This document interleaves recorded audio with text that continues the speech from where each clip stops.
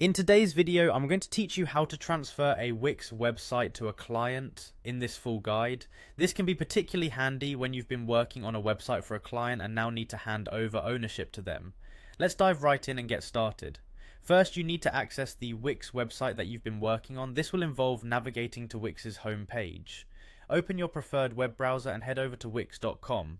Log in using the credentials you've set up for your Wix account. Once you're logged in, you'll find yourself at the Wix dashboard, where you can manage all your existing sites.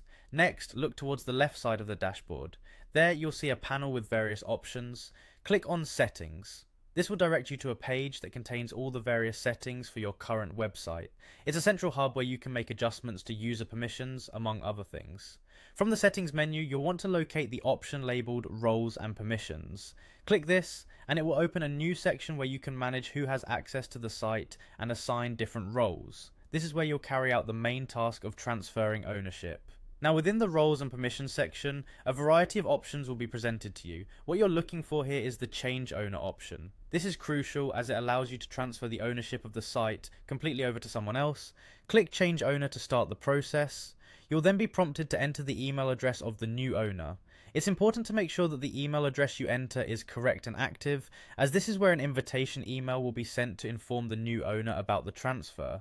Be sure to double check this email for any typos or errors. After you've entered the new owner's email address, click on the Continue button. This will start the transfer process. Follow all subsequent on-screen instructions carefully.